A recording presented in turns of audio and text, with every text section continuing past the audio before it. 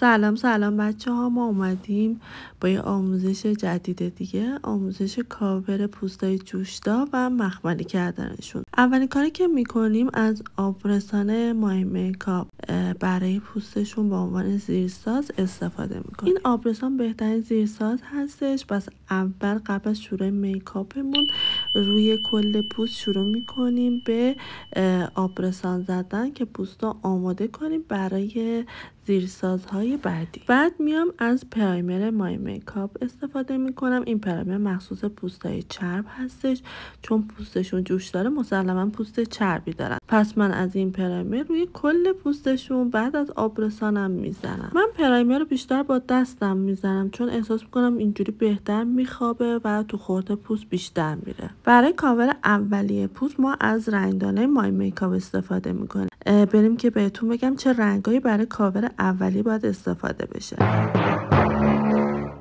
از رنگ زرد و رنگ بعدیمون سبز که مقدارش رو کمتر میزنم. اینا رو میخوایم با هم دیگه میکس کنیم. رنگ سفید از همین پالت رنگدانه و یک مقدار رنگ قهوه‌ای استفاده میکنیم. و در آخر این رنگا رو با هم دیگه میکس میکنیم. یه رنگ توناژ خردلی بچه‌ها باید بهتون بده. این کاور نمیکنه، خنثی میکنه اون قرمزی جوش ها رو. پس من برای خنثی کردن قرمزی جوش ها باید اول از رنگدانه از ترکیب رنگایی که بهتون گفتم استفاده کنم. اینا رو میکس میکنم و تو کل پوستشون میزنم. خب همونطور که دارید تو کلیپ میبینید من کاملا با قلم دارم این رنگایی که استفاده کردم و روی کل صورتشون، رو قسمت هایی که جوش داره دارم پخش میکنم. البته ایشون کل صورتشون جوش داره، بخاطر همین کل صورت رو دارم انجام میدم. یه مقدار از رنگ نارنجی همین پالت استفاده میکنم و برای از بین بردن تیرگی و سیاهی زیر چشمشون میزنم و با قلمم پخشش میکنم. برای فید کردنش هم میتونید با قلم یا با دستتون یا حتی میتونید با پد اونو یک دست کنید. من الان دارم با قلم پخشش میکنم و فیدش میکنم. بعد از انجام کار زیرسازمون نوبت میرسه به اینکه کرم پودمون انتخاب کنیم و رو سطح پوستشون بزنیم. من از کرم پود مک میخوام استفاده کنم، مدل استودیو فیکسش که کاور خوبی داره و اینکه ماندگاری خیلی بالایی داره. البته برند مکو که همه میشناسن.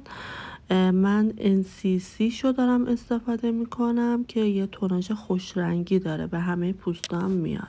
کلا کرم پودای مک سری NC شون خیلی بیشتر از سری NW شون کاربرد داره، به خاطر اینکه یه توناژ نخودی و طلایی خوش رنگی داره و اینکه بیشتر استفاده میشه. سری NW کلا توناژ قرمزی داره و خیلی استفاده نمیکنن.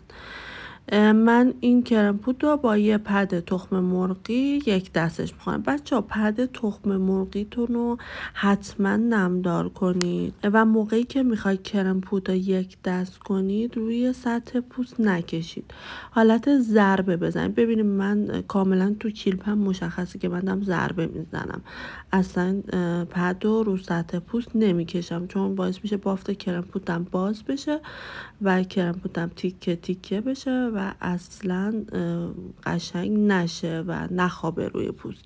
من حتی قسمت فکشون و گردنشون هم میزنم که صورت رو با بدن یک دستش کنم. نحوه فید کردن پد تخم مرغی شاید خیلیاتون بگید که اصلا کار خاصی نیست، ولی واقعا کار مهمی هستش. درصد نمدار بودن اون پدم تقریبا 20% باشه. یعنی اول پد تخم مرغیتون رو زیر آب بگیرید، کاملا بعدش محکم فشارش بدید که آبی که داخل پد رفته بیرون بیاد. بعد با یه حوله خشک و تمیز اونو کاملا خشکش کنید و آب اضافهش رو کاملا بگیرید. بعد از کرم پود من میخوام کانسیلر بزنم زیر چشمشون. از کانسیلر فورور 52 میخوام استفاده کنم. یه تم رنگی روشنشو میزنم زیر چشم، گوشه و بیرون چشمشو میزنم و با پد تخم مرغی یه دستش میکنم. دقت کنید که برای زیر چشمم حتما ضربه بزنید، اصلا پدتون رو نکشید، حالت ضربه‌ای فیدش کنید و این کانسیلر رو زیر چشم کلا یک دستش کنید. باعث میشه اون رنگ نارنجی هم که زدیم کلا کاور بشه و اصلا اثری از اون رنگ نارنجی دیگه زیر چشم مشخص نیست. بعد اینکه کامل این مراحل رو انجام دادید و با دقت و با حوصله دونه دونه مراحل انجام بدید و با دقت این کار انجام بدید که یه پوست مخملی و تمیز بتونید تحویل مشتری، عروس یا حتی برای خودتون انجام بدید. بعد از اینکه این کار انجام دادم باید که پوست رو خشک کنم. من از اسکین فینیش مک میخوام استفاده کنم. در مورد اسکین فینیش مکم بهتون بگم که یه پودر فیکس فشرده است که شبیه پنکیکه ولی از پنکیک خیلی سبک‌تره و اینکه بافت پوست رو خیلی مخملی میکنه. برای بعد از کرم پود استفاده کردنش خیلی کاربردیه. من مدل لایت پلاسش رو دارم استفاده میکنم که یه تم رنگی خوش رنگی داره و به اکثر پوستا میاد. با پد کلا ضربه میزنم و کل پوست رو خوش میکنم. بچه ها اینجا هم باید ضربه بزنید، یعنی پدتون رو کاملا آغشته به مواد اسکین فینیش مک کنید و اینکه روی کل پوست حالت ضربه‌ای بزنید. میبینید که من دارم دقیقا همین کار انجام میدم، اصلا نمیکشم، حالت ضربه روی سطح پوست، روی کرم پودم کاملا میزنم.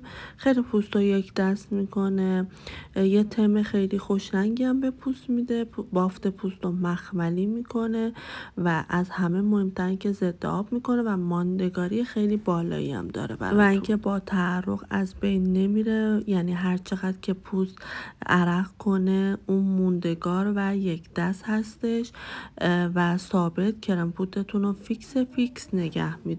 حتما حالت ضربه رو سطح پوست بزنید. کل پوست من دارم میزنم روی پیشونی، زیر چشم و کل صورت میتونید این کار رو انجام بدید. حالت ضربه‌ای پدتون رو آغشته به مواد اسکین فینیش کنید و روی سطح پوست بزنید که کاملا مشخصه من دارم حالت ضربه‌ای رو سطح پوست این کار رو انجام میدم. حتی تو گردنش هم میتونید بزنید، چون کرم پود رو تو گردن زدید، با این اسکین فینیش میتونید فیکسش کنید و اینکه از اون حالت براقی درش بیارید و به سمت مات شدگی بره. بچه ها ببینید چقدر بافت پوست یک دست شد و کاملا اون جوش ها از بین رفت و کاور شد و ما تونستیم یه پوست مخملی رو برای این مشتری عزیزمون انجام بدیم. خب اینم از پایان کارمون. حتما پیج منو سابسکرایب کنید و همراه من باشید که کلی از آموزش خفن براتون میخوام بذارم و اینکه کلی تکنیک های پرکاربرد میخوام بهتون یاد بدم. همه اینا رو من رایگان در اختیارتون میذارم. تجربه 8 سال کار میکاپ و گریممو دارم رایگان بهتون آموزش میدم. پس حمایت ما یادتون نره. خداحافظ همتون تا آموزش های بعدی.